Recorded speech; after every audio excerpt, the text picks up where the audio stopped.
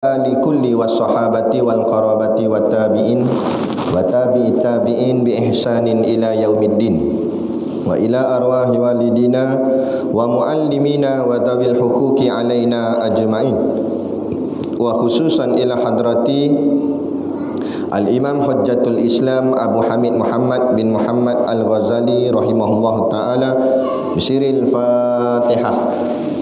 A'udzu billahi minasyaitonir rajim. Bismillahirrahmanirrahim. Alhamdulillahirabbil alamin. Arrahmanir rahim. Maliki yaumiddin. Iyyaka na'budu wa iyyaka nasta'in. Ihdinas siratal mustaqim. Siratal ladzina an'amta 'alaihim ghairil maghdubi 'alaihim waladdallin. Bismillahirrahmanirrahim.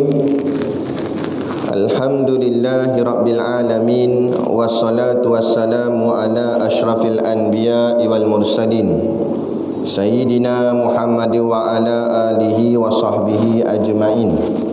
Subhanaka la ilma lana illa ma 'allamtana innaka antal alimul hakim.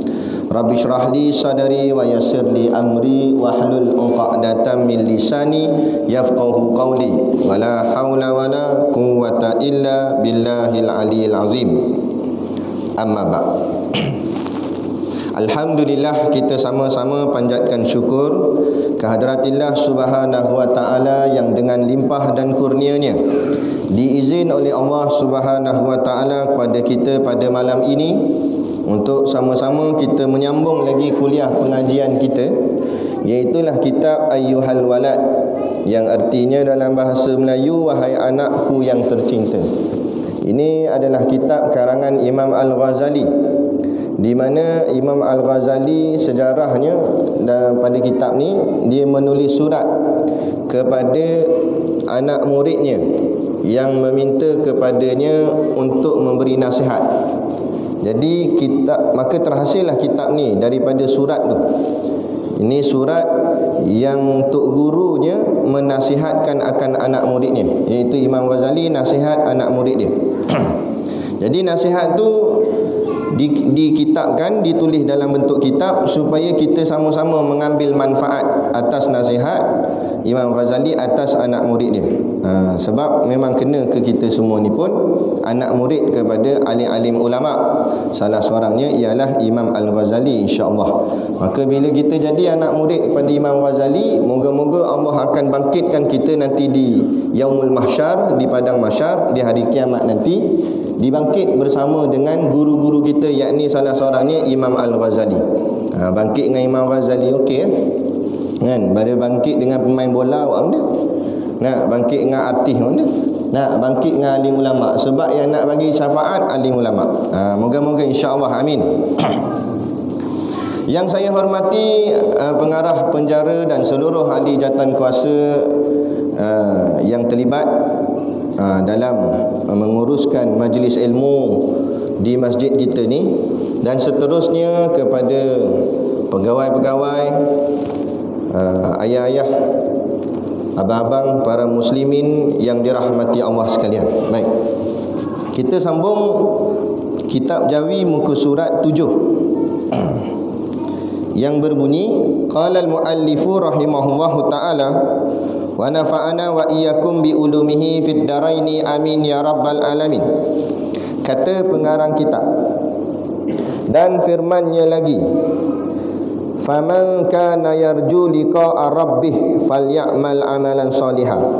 Suratul Kahfi ayat 11. Maksudnya, maka sesiapa yang mengharap akan bertemu Tuhannya, maka hendaklah ia beramal. Suratul Kahfi ayat 110, maaf. Maksudnya, maka sesiapa yang mengharap akan bertemu Tuhannya, maka hendaklah ia beramal akan amalan yang soleh. Ni kita masih lagi di bawah tajuk nasihat yang ketiga, iaitu tajuk dia, ilmu itu tidak bermanfaat kecuali bila sudah diamalkan. Ilmu tu kita mengaji belum tentu jadi manfaat kecuali setelah kita amalkan dia. Kerana banyak ilmu pun tak kira siapa-siapa. Banyak ilmu pun kalau tak amal masuk neraka. Biar orang panggil alim pun, apa soalan tanya boleh jawab, tapi tak amal. Orang tanya sembahyang wajib tak? Wajib sembahyang. Hukumnya fardu ain, solat fardu 5 waktu. Dia tak sembahyang. Jadi dia masuk neraka. Bukan pasal masalah.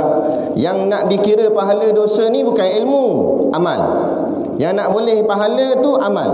Bila tak beramal dan bercanggah dengan amalan syariat Islam, maka berdosa.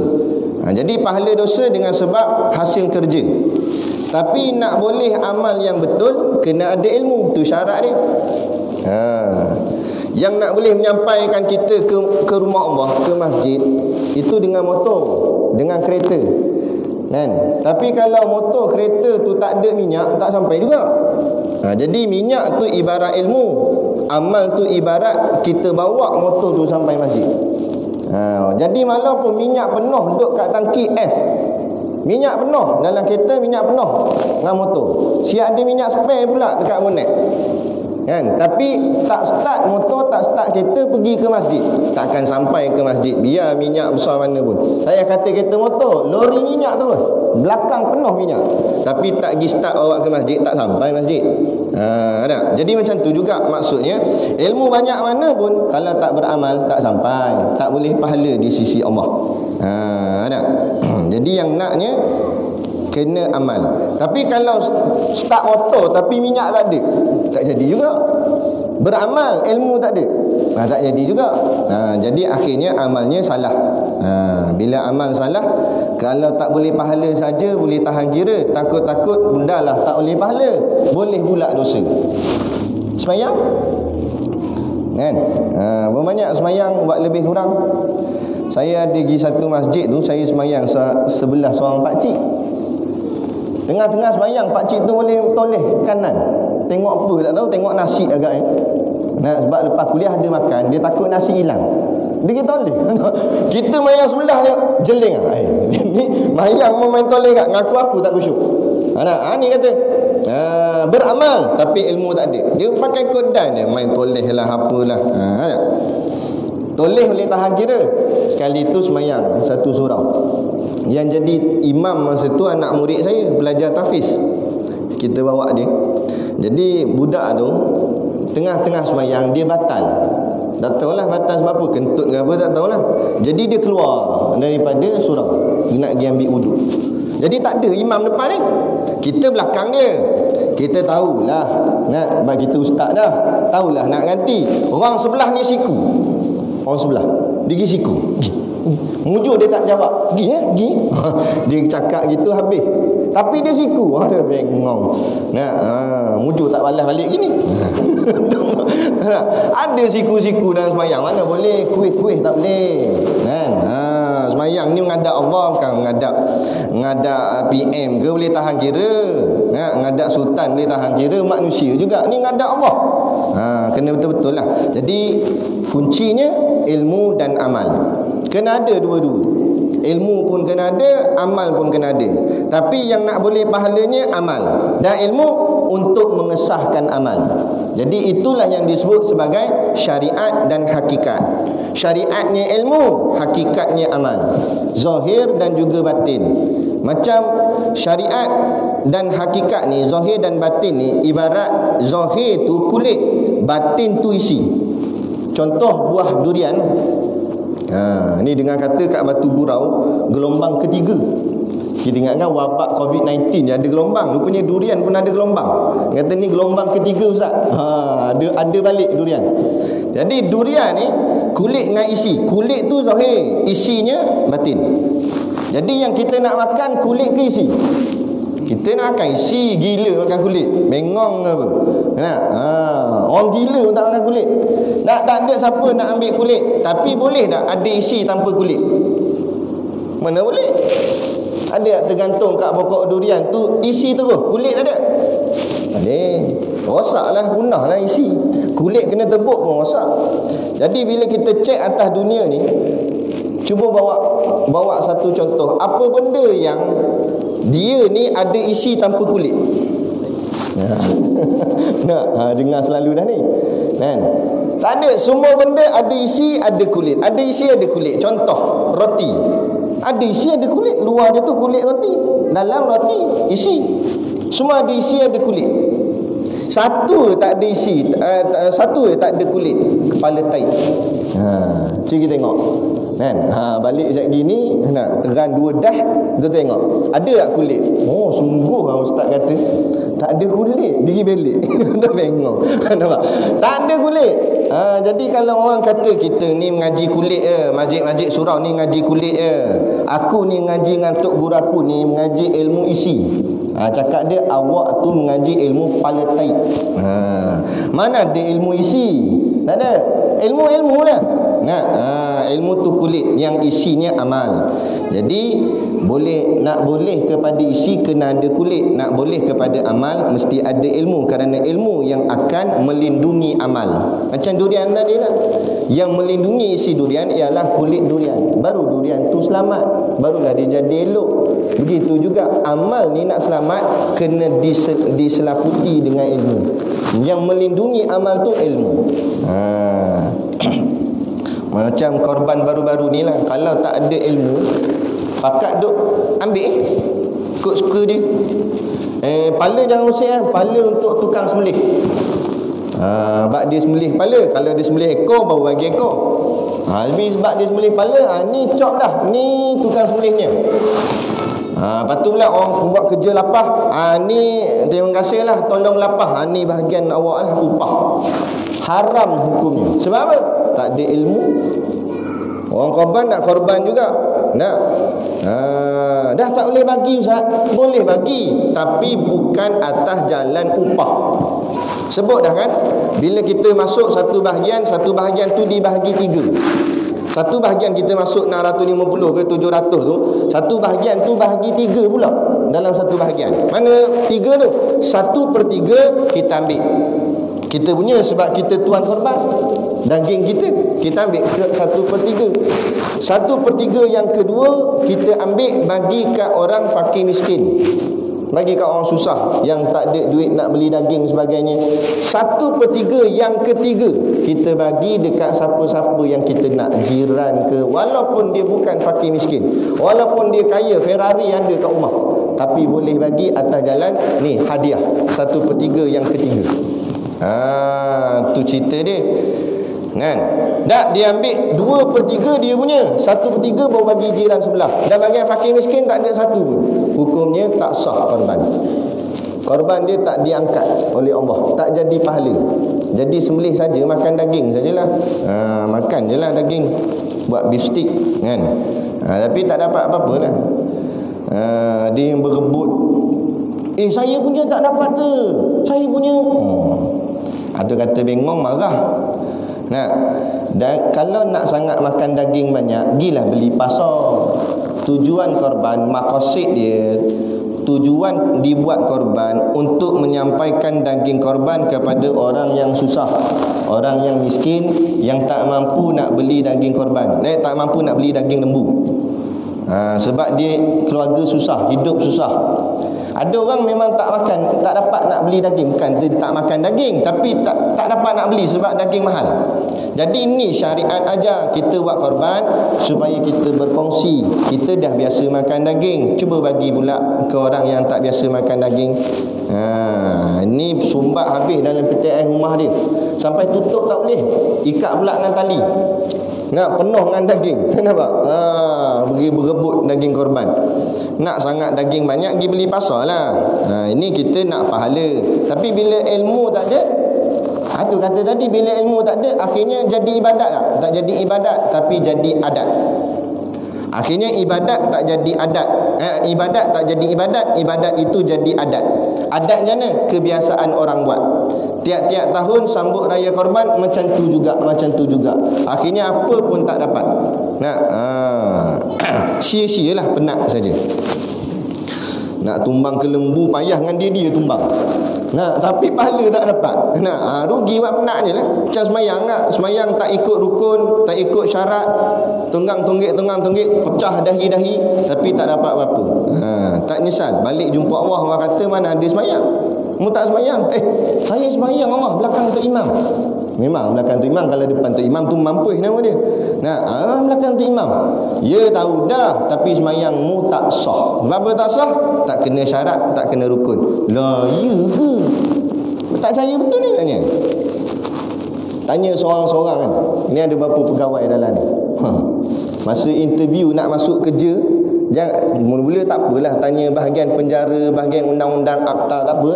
Tapi biar selit ada bahagian agama. Ujung-ujung tu tanya dia, rukun semayang ada berapa? Kita tanya. Ya. Nampak? Tu gawai. Bukan banduan tak pelik sangatlah. Ni. Takut situ kita tak lepas. Tapi kalau tak lepas jawab pun, katalah kerja tak dapat, di kedai depan ni boleh juga makan mi goreng. Ambil makan nyumpah. Aku tak rapat kerja makan mi goreng. Boleh makan lagi. Tapi kalau muka nakir tanya dalam kubur, tak boleh jawab, boleh makan mi goreng tak? Makan penyepak dia. Dia tanya, "Man rabbuka?" Siapa Tuhan kamu? Kelepang kena. Jadi sebelum tanya soalan dalam kubur, baik tanya atas ni dulu, atas tanah ni dulu. Tak lepas atas tanah ni tak apa, tapi pergi cari ilmu supaya boleh jawab, supaya nanti dalam tanah selesai masalah, boleh selesai jawab. Tu cerita dia.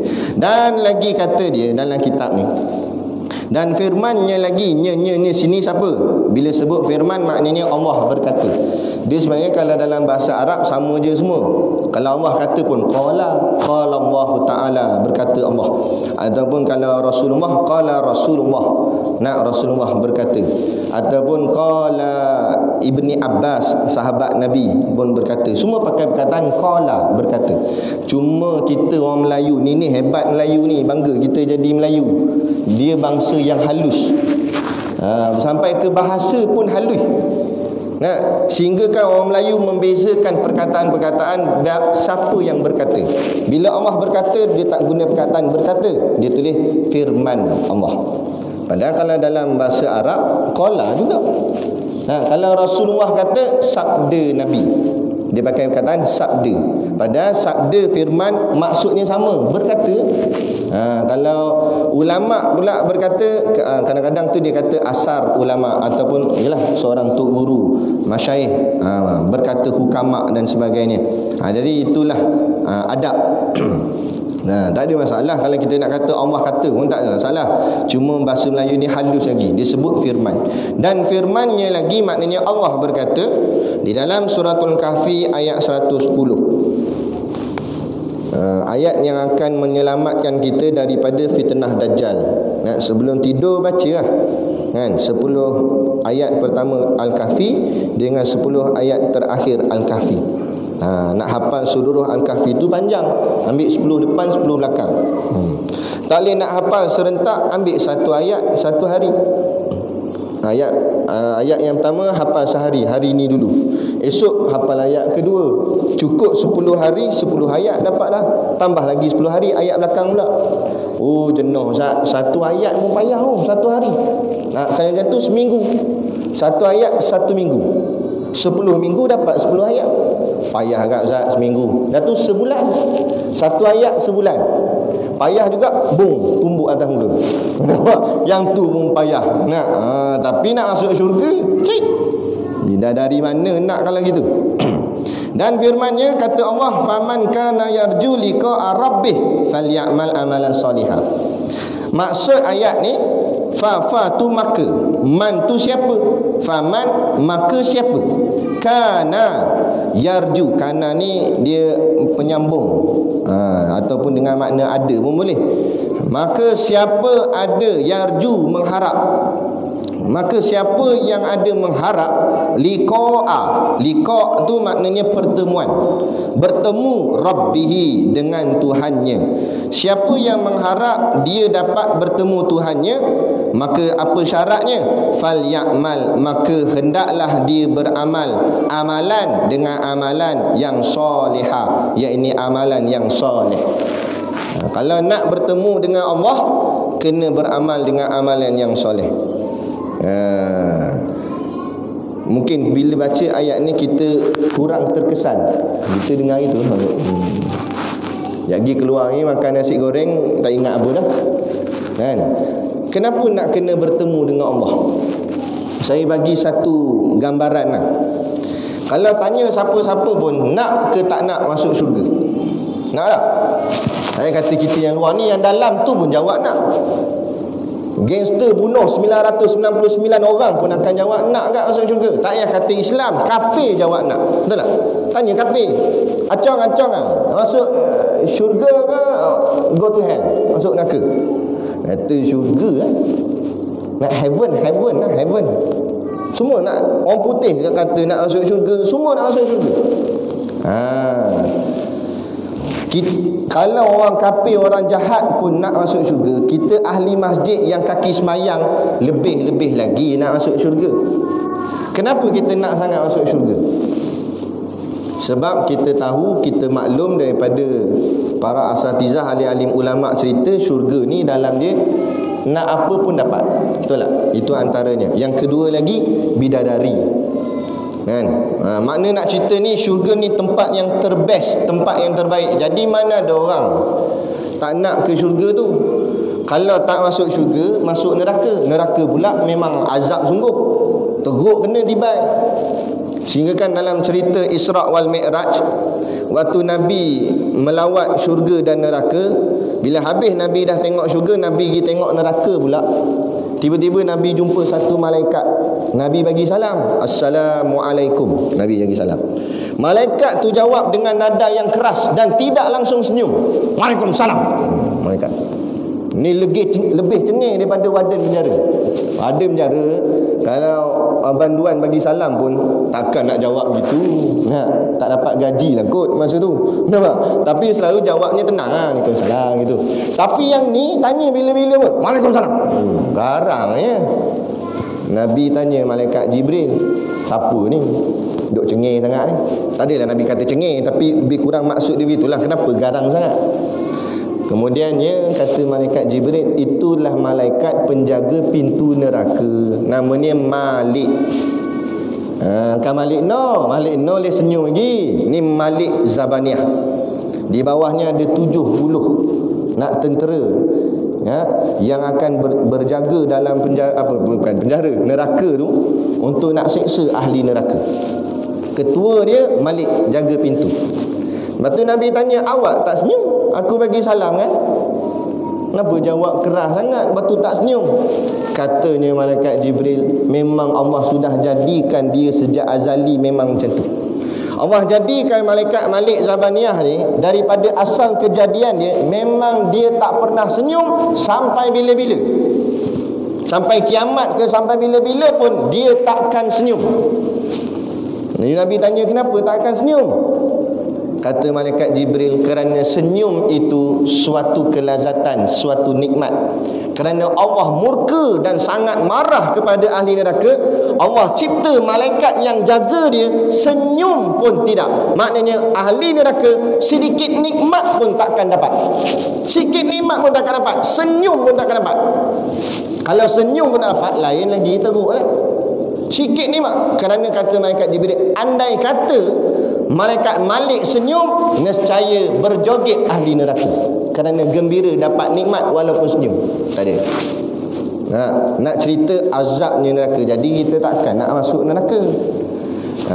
Dalam hadis yang lain Nabi kata azab yang paling ringan bagi seorang ahli neraka, diletakkan batu api neraka sebesar ibu jari. Sani seruas ni, seruas ibu jari ni, besar ni je batu tu, bukan besar mana, besar ni. Letak bawah tapak kaki, menggelegak kepala otak. Tu azab paling ringan sekali. Kan? Azab paling ringan. Paling ringan, letak bawah tapak kaki, menggelegak kepala otak. Lebih dahsyat daripada hukuman di dalam penjara. Kan? Tu. Jadi kita memang tak nak sangatlah. Lepas tu kita baca Allahumma ajirna minan nar, Allahumma ajirna minan nar lepas sembahyang. Ya Allah, jauhkanlah kami daripada api neraka. Jadi bila tak nak masuk neraka, mestilah nak masuk syurga. Dan kenapa nak sangat masuk syurga ni? Sebab dia indah, dia tempat baik, dia bukan tempat azab dan sebagainya. Sebab tu semua orang akan jawab nak masuk syurga. Okey, apa kaitan dengan ayat ni? Ayat ni kata tadi, siapa yang mengharapkan bertemu dengan Tuhannya. Sekarang kita dah faham syurga tu cantik, indah, lawa, elok. Sekarang cuba dengan logik akal fikiran kita fikir, kalau syurga saja sudah hebat, kalau syurga saja sudah lawa, bayangkan yang cipta syurga. Syurga tu hebat. Kita dengar macam-macam apa semua ni hebat, lawa, cantik, burungnya cantik, taman-taman cantik, lawa sungguh. Dan kalau syurga yang sangat hebat tu lawa sungguh tu, bayangkan pula yang cipta syurga tu macam mana? Mesti jauh lagi hebat. Bila faham ayat ni, sahabat kata, kalau aku dapat masuk syurga pun belum lagi memberi gembira kepada hatiku, melainkan kalau diberitakan padaku dapat bertemu Tuhanku. Orang yang benar-benar imannya tinggi, cita-citanya bukan lagi sekadar syurga, tapi cita-citanya sampai nak bertemu dengan Tuhannya. Kalau kita, biasalah iman kita iman lemah. Iman lemah ni kadang nak kira syurga je lah. Itu orang panggil iman budak pasti, iman budak tadika. Apa sembahyang ni? Nak masuk syurga. Sebab dia mengharapkan sesuatu, sedangkan syurga tu masih lagi makhluk. Syurga makhluk, Allah bukan makhluk. Tapi kalau orang iman yang tinggi, yang dia nak bukan syurga tu, yang dia nak ialah Allah yang mencipta syurga. Tu. Macam budak-budak masuk kolej lah, yang dia nak degree. Padahal kalau boleh degree, boleh buat apa? Kalau tak boleh kerja, tak ada makna kat degree. Biar degree sampai 4 sijil sekalipun, penuh sijil, tingkat-tingkat sijil. Ni panggil ni semua degree ni, master, PhD. Lepas tu buat apa PhD? Lah kali tebau ti canai. Baik tak ya PhD? Ada. Bukan salah ke tebau ti canai tu, tapi kita bukan cita-cita setakat tu, kita nak jauh daripada tu lagi. Orang yang nampak, orang yang matang, bukan degree tu yang dia nak sangat. Yang dia nak hasil daripada degree tu. Lepas dapat degree tu boleh kerja gaji besar, ataupun lepas habis master, habis PhD boleh lah dapat jawatan yang selesa dan sebagainya. Tu. Bukan pasal sijil tu. Tu. Jadi begitu juga, bukan pasal syurga, tapi nak bertemu dengan Allah, kerana Allah yang lebih hebat dari segala-galanya. Betullah ayat ni kata, siapa yang mengharap pertemuan dengan Tuhannya, falyamal amalan solihah, maka hendaklah dia beramal dengan amal-amal yang soleh. Okey, baik. Amal soleh ni pula dia ada dua. Kalau ikut hukum fiqh, kita ada 5 hukum taklifi. Semua tahu benda ni. Wajib, sunat, harus, makruh, haram. Betul? Tapi kalau ikut kaedah tasawuf, dia bukan 5, tapi dia 2 saja. Apa 2 tu? Yang pertama taat, yang kedua maksiat ataupun kufur, ingkar. Jadi dia akan ambil satu ni je. Maka daripada satu ni apa dia? Maka ulama jawab, dalam satu yang taat inilah namanya wajib dan sunat. Adapun makruh dan haram duduk di dalam perkara yang ditegah, ingkar, perkara yang bercanggah dengan kehendak Allah. Walaupun asalnya makruh aja. Lepas tu kalau orang biasa-biasa, peringkat orang awam, imannya cetek-cetek, imannya biasa-biasa, dia pegang tu lah. Bila kita tanya, awak tak sembahyang sunat? Oh, wah ustaz, sunat je pun. Gitu tak? Lepas tu bila kita nampak dia minta maaf cakap, siapa suruh panggil? Contoh, isyak ukuk. Contohlah ni contoh. Kita tanya, isyak ukuk makruh. Alah, makruh je. Betul dah makruh. Itu peringkat orang awam, peringkat iman yang rendah, iman yang cetek. Ada iman tapi imannya rendah. Tadi macam kita sebut tadi, iman budak pasti, iman budak tadika. Tengok matang, janggut bukan main, hebat. Tengok umur tu, usia tua dah, tapi rupa dalamannya budak lagi, imannya tu lemah lagi. Habis macam mana iman yang sebenar ustaz? Iman yang tinggi, iman yang sempurna. Dia pandang wajib tu memang wajib dah, dan dia pandang sunat tu macam wajib. Maksudnya apa saja yang dinamakan sunat, dia akan paksa diri dia untuk buat. Sebab dia nak membanyak-banyakkan amal. Supaya membanyak-banyakkan pahala pada dia. Kan? Kita pakai jubah serban ni bukan sebab kita alim, tak. Tapi sebab nak pahala. Walaupun hadis tu hadis dhaif. Hadis dhaif bukan hadis palsu. Hadis dhaif ni tarafnya lemah. Tetapi nak kata palsu, tak ada ulama kata palsu hadis dhaif. Hadis yang palsu hadis maudhu', itu palsu. Ni yang Wahabi dia duk fahamkan kepala otak kita ni hadis dhaif tak boleh amal. Mana pula Imam Nawawi kata boleh amal? Kan, hadis dhaif, hadis yang lemah. Mana? Dalam hadis yang dhaif ada sebut, siapa yang semayang dengan sunnah Nabi maka digandakan 70 kali ganda pahala. Contoh serban. Semayang dengan serban 70 darab. Mayang tu besar dah pahala, darab 70. Tu serban baru. Tiba-tiba sebelum semayang dia sugi dulu mulut, darab lagi 70. Kan? Lepas tu dia ada janggut 70 lagi. Bayang, lagi banyak sunnah ada pada badan dia, lagi didarab-darab. Bayangkan berapa banyak pahala dia dapat.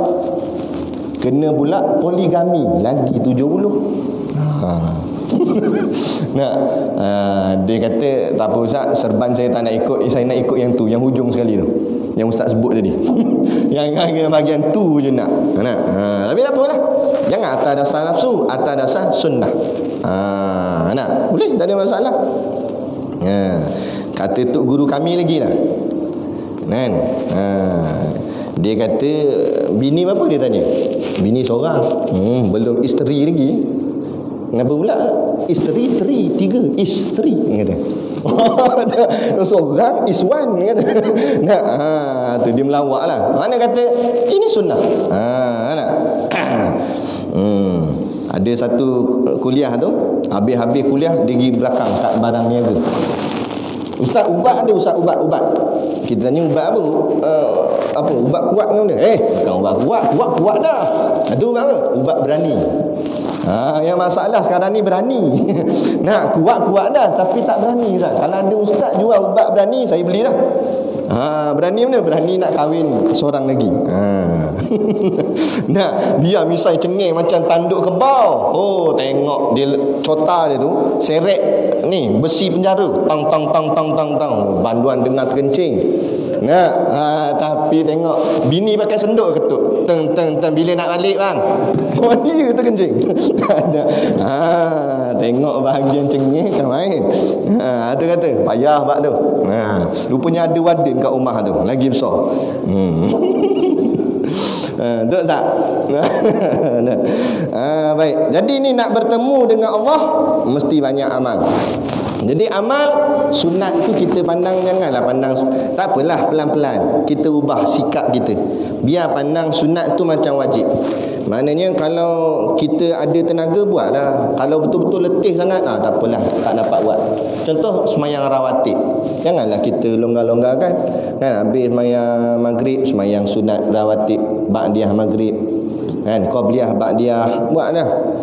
Nanti kita sampai ke bab dia, kita boleh cerita tentang sunat-sunat rawatib ni. Dia ada banyak. Lepas tu semayang sunat tahiyatul masjid. Kalau tempat tu dikatakan sebagai masjid, walaupun dalam tengah khutbah Jumaat. Ni banyak orang salah faham. Bila dengar khutbah tak payah semayang sunat. Semayang. Sebab dalam satu riwayat hadis, tengah Nabi berkhutbah datang seorang sahabat masuk masjid dan terus duduk. Nabi berhenti khutbah dia, Nabi kata bangun semula dan solat 2 rakaat. Dalam khutbah Nabi tegur dia. Nak menunjukkan memanglah bukan wajib semayang tu, tapi Nabi nak khabar bahawa dalam khutbah pun sunat tahiyatul masjid amat-amat digalakkan. Sebab apa? Maksud tahiyatul masjid tu menghormati rumah Allah, masjid. Nak membezakan hebatnya rumah Allah dengan rumah-rumah pemimpin yang lain. Mana ada tahiyatul istana ada? Tak ada. Masuk istana tak payah nak semayang 2 rakaat. Tapi masuk rumah Allah biar tiang dia sengit. Masjid lama, masjid kampung, tiang sengit, Besen sepah, besen lagi banyak daripada jemaah. Jemaah 4 orang kan. Besen kat 40 besen. Sebab apa? Ni bumbung bocor. Ketak. Bumbung bocor. Nah, biar sengit macam mana, biar bocor macam mana pun, tapi namanya masjid itu rumah Allah, maka dimuliakannya dengan tahiyatul masjid. Buatlah, bukan banyak mana, bukan suruh 20 rakaat, 2 rakaat je. Nah. Tapi kita ginilah tuan-tuan yang dirahmati Allah sekalian. Kita ni kalau pasal bab agama ni kita berlonggar-longgar lah. Tapi kalau bab dunia sungguh, siapa yang didapati tidak mengikut SOP, tak memakai pelitup muka, akan disaman 1000. Tu dia. Tutup sampai mata, tutup. Nampak sampai tak nampak, tutup. Nah, bukan pakai emas biru tu dah. Ni welding punya tutup tu. Oh, makna takut sangat, RM1000 melayang. Oh, pakai. Ikut perintah manusia suruh. Bukan salah ikut, bukan saya bercanggah dengan KKM, tak apalah. Kalau manusia kita boleh taat, Allah lebih lagi. Kenapa bila bahagian agama Allah suruh tutup aurat, berapa ramai tak tutup aurat? Nah. Sebab Allah tak kata kena bayar 1000.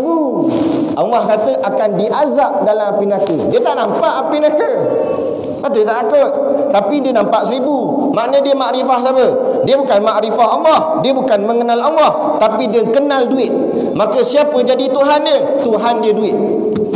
Ini yang kita takut. Kalau mati esok masuk dalam lubang kubur, malaikat muka nak tanya, "Marabbuka?" Ringgit Malaysia dia jawab. Jawab duit kan? Sebab dia takut dengan duit, bukan takut dengan Allah, takut duit melayang. Kita takut duit melayang, takut juga, tapi lebih kita takut kepada Allah. Ini Allah mu tak takut, duit mu takut. Itu baru rosak akidah. Tu. Jadi jaga-jaga. Jadi nak kepada bertemu dengan Allah, banyakkan amal soleh, iaitu wajib dan sunat. Dan wajib sunat ni pula kata guru kami, wajib tu baru balik modal, sunat nu baru untung. Orang niaga mana ada tak nak untung, gila ke apa? Bodoh namanya. Niaga, aku niaga apalah balik modal, biar 4 tahun pun balik modal, bengong namanya. Ambil payung niaga cocok lubang hidung dia. Bodoh mu ni. Mana ada orang niaga nak balik modal, mestilah nak untung, biar tak banyak pun tapi biar ada untung. Mana untung? Sunat tu lah.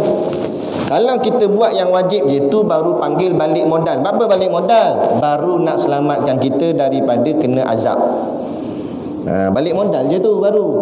Dah benda-benda sunat yang tu baru namanya untung, barulah menjadi lebih pahala dia. Barulah menambah-nambahkan lagi pahala. Sebab tu kalau kita baca dalam hadis dan sebagainya, amalan sunat lebih banyak pahalanya daripada amalan fardu. Amalan sunat. Contoh kita tunjuk contoh. Sembahyang tu memang wajib. Kalau kita sembahyang seorang pun sah, tapi berapa pahala dapat? 1. Sembahyang jemaah 27. Tapi sembahyang jemaah ni bukan wajib, sunat. Dan sunat yang menghampiri wajib, amat-amat digalakkan. Lagi-lagi rumah yang dekat dengan rumah Allah, dekat dengan masjid, azan sampai ke telinga dia di dalam bilik dalam rumah. 27 Allah gandakan. Padahal kalau dia sembahyang dalam bilik sah tak? Sah juga. Tapi nak tunjuk sunat tu lebih gandaan lagi. Kalau mau buat ni lagi banyak mu dapat. Solat jenazah sebagai contoh, dia fardu kifayah. Kalau seorang dah buat, yang lain tak payah. Mana bukan tak payah macam mana? Tak jadi wajib. Tapi bila nak buat juga, yang lain tu jadi sunat. Barang sunat je, bila orang lain dah buat, kita buat juga jadi sunat. Barang sunat je, sunat-sunat 1 qirat Allah bagi pahala. Nabi kata, siapa yang solatkan jenazah orang, Allah bagi pahala dia sebanyak 1 qirat. Mujur sahabat tanya, ya Rasulullah, 1 qirat tu banyak mana? Nabi kata sebesar gunung Uhud. Tuan-tuan pernah tengok gunung Uhud? Kalau tak pernah lagi, kumpul duit pergi umrah. Lepas ni bila dah buka dah Arab Saudi, pergi. Kalau siapa yang pernah pergi, jangan terkeliru. Yang bukit kecil yang kita boleh panjat tu bukan gunung Uhud. Itu dipanggil Jabal apa nama tu, Roma, ataupun dipanggil Bukit Pemanah. Di situ geng-geng pemanah duduk. Tapi Uhud sebenarnya bukan yang tu. Uhud tu depan dia yang besar tinggi tu. Yang besar tu panggil gunung Uhud. Nabi kata siapa solat jenazah, pahala Allah nak bagi sebesar gunung tu. Bayangkan tu baru semayang. Kemudian Nabi sambunglah, siapa yang bawa jenazah, mengiringi jenazah sampai ke tanah kuburan, Allah tambah lagi 1 kirat, jadi 2 kirat. Maknanya 2 gunung Uhud, siapa yang semayang dan hantar jenazah sampai ke kubur. Allah tolong hantar, bukan pegang di ikut belakang ambil sakok spek hitam nak duduk atas batu nisan orang, duduk cocok itu kan. Sembang kan, bukan dia dengar talqin, sembang bak bola. Mujur mayat bawah tu tak tarik dia sekali. Ada pun teman gitu pun boleh dah 1 kirat. Bayangkanlah. Macam-macam lagi amalan-amalan sunat. Jadi orang yang imannya tinggi, imannya matang, dia akan nampak amalan sunat bukan amalan yang lekeh-lekeh. Dia tak akan jawab ala ustaz sunat je pun. Dia tak akan jawab itu. Tapi dia akan meraihkan sunat tu dengan kesungguhannya, sedaya yang dia mampu. Adapun makruh dan haram, haram confirm dah, kita takut sangat dah. Tak nak buat haram. Tapi makruh, jangan kita kata alah ustaz makruh je pun. Orang yang imannya mantap, dia nampak makruh macam haram. Kena berhenti ikut SOP Nah, sikitlah orang yang buat ni sikit. Ikut sangat pun. Baik, makruh, dipandang makruh tu macam haram lah. Maknanya berat bagi dia. Makruh pun dia takut dah. Kita masih lagi berlonggar-longgar dengan makruh. Betul dah dalam hukum fiqah kata makna makruh buat tak dapat apa-apa, meninggalkannya boleh pahala. Betul. Tapi makruh termasuk dalam perkara yang ditegah. Kerana apa? Makruh tu asal kataannya karaha. Dia ejaannya mim kaf roha, makruhun. Kan? Asal kataannya 3 huruf je, kaf roha, karaha. Boleh buka kamus Arab. Apa makna karaha? Makna karaha benci. Makruhun isim fa'il yang kena benci. Maknanya itu yang kena benci. Orangnya tu kena benci oleh Allah. Walaupun dia tak dikenakan dengan hukuman dosa, tapi Allah benci kat dia. Kalau kita fikir dengan logik kalau Allah benci kat kita, macam mana doa kita? Macam mana ibadat kita? Agak-agak Allah nak terima. Bila orang ni dipandang benda tu Allah berat-berat, dia akan cuba meninggalkan walaupun makruh. Kalau makruh kita boleh tinggal, insya-Allah haram lagi jauh daripada kita. Tapi bila kita berlonggar-longgar dengan makruh, takut-takut esok-esok terselit 2-3 haram. Alah, sekali-sekala. Contoh solat lambat-lambat hukumnya makruh. Taklah sampai haram. Lambat-lambat tu makruh. Tapi dah jadi biasa, dah jadi habit. Semayang lambat. Lala kali tak semayang tu laku. Akhirnya akan tak semayang terus. Akhirnya dia tak rasa bersalah langsung. Orang yang ada takwa, dosa kecil ibarat macam bukit hempuk atas kepala. Kan? Itu baru dosa kecil. Kalau dosa besar lagi ni. Nah, itu orang yang ada takwa dalam hati. Jadi kita biarlah begitu. Biar ada perisai. Macam ni, bukanlah nak suruh pakai jubah 2 lapis tak, tapi nak buat contoh. Bila ada 2 lapis, bila kena lecak, dalam tak kena. Begitu juga. Yang luar ni ibaratnya barang sunat. Ataupun kita berjaga dengan soal makruh. Jadi kalau terkena pun, contoh kata guru kami, siapa yang kuat jaga sunat dia, insya-Allah wajibnya terpelihara elok. Sebab apa? Kalau dia terlewat ataupun orang cakap terleka, terlalai pun, yang dia terlalai tu benda sunat. Tapi wajibnya masih lagi selamat. Tapi kalau sunat pun langsung tak ada, takut-takut bila Allah uji dengan ujian berat, wajib dia yang tak selamat. Allah akan uji kita sentiasa. Mungkin tak hari ni, esok, tak esok, lusa. Kan? Lagi-lagi yang banyak cakap macam saya, lagi kuat Allah uji. Kan? Itu.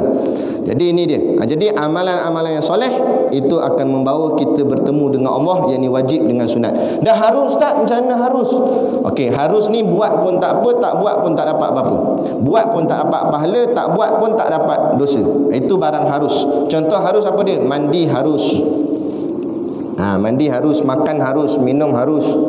Tak kiralah apa benda kita buat, tidur harus. Tu semua barang-barang yang dipanggil al-a'radul basyariyah, perbuatan-perbuatan manusia biasa. Itu semua masuk dalam kategori harus. Harus pun ulama kata tinggalkan. Tinggal, habis tak payah mandi. tak payah makan. Bukan. Tapi ubah harus itu menjadi sunat. Macam mana ubah harus jadi sunat? Makan bukan kerana lapar, makan bukan kerana lazat, tapi makan kerana Allah.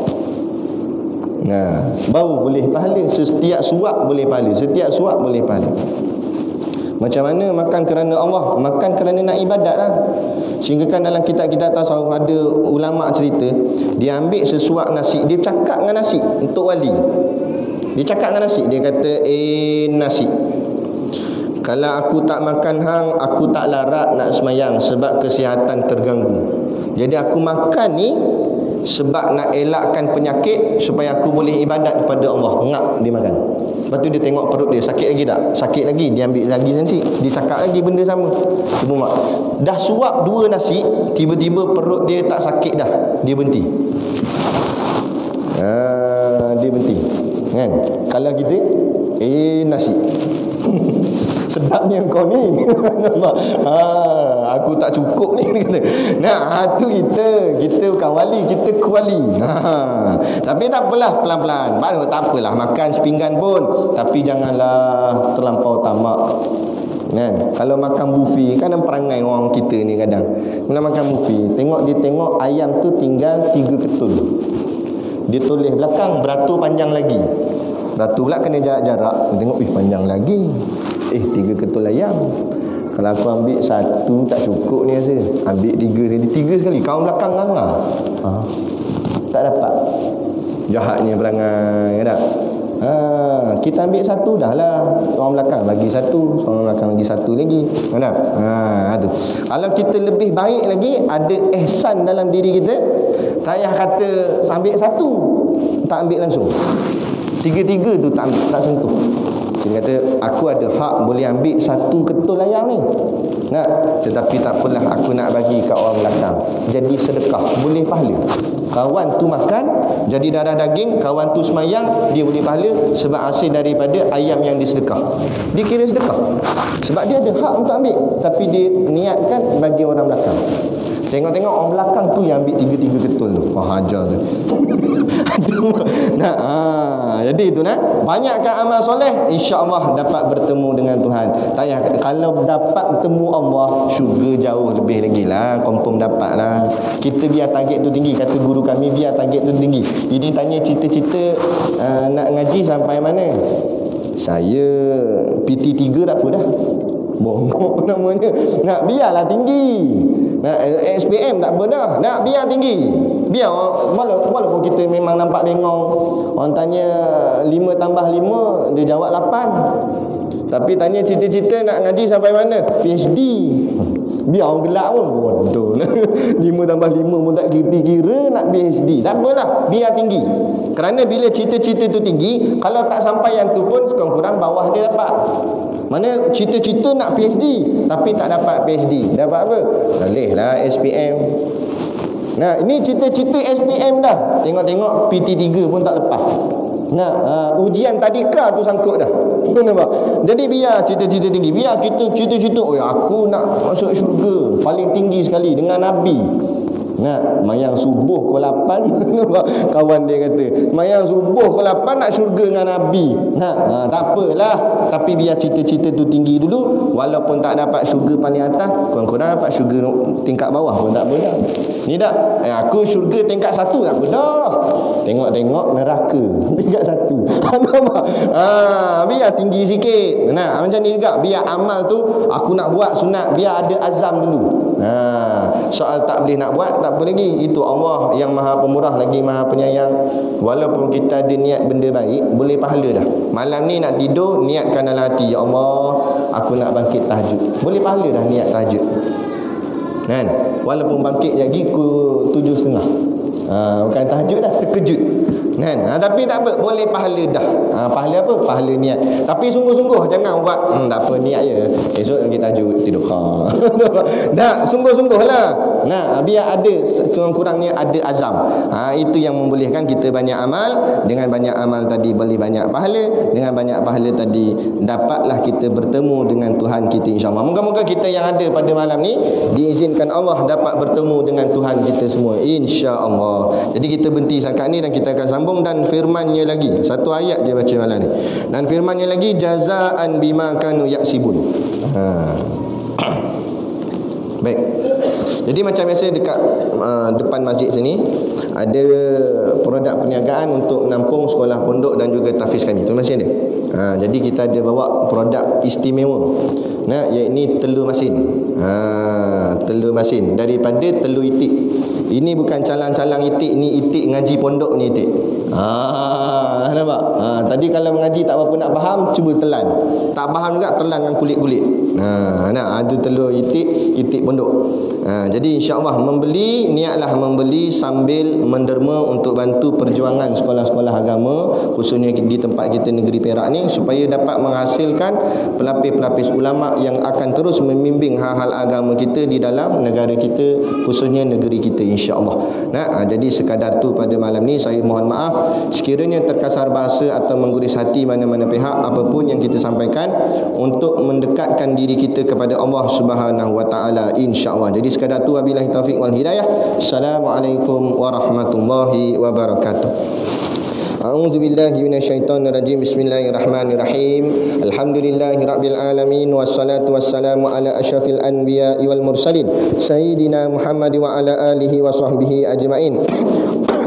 Allahumma taqabbal minna salatana wa du'aana innaka antas samiul alim wa tub alaina innaka antat tawwabur rahim. Allahumma ja'al dinana dinan nabi Muhammadin sallallahu alaihi wasallam wa islamana islamal muslimin wa imanana imanal mu'minin wa salatana salatal khashiin wa a'malana a'malas salihin wa niyatana niyatal mukhlisin wa dhunubana ya Allah dhunubal mustaghfirin wa hayatana hayatal ulama wa mautana bimauti syuhada wa adkhilnal jannata ma'al anbiya'i alaihimus salatu wassalam. Rabbana atina fid dunya hasanah wa fil akhirati hasanah wa qina adzabannar wa qina adzabannar wa qina adzabannar. Sallallahu ala khairi khalqihi sayyidina Muhammad wa ala alihi wa sahbihi wasallam. Subhana rabbika rabbil izzati amma yasifun. Salamun ala mursalin walhamdulillahi rabbil alamin. Amin ya rabbal alamin. Taqabbalallahu minna wa minkum. Takbir. Wow.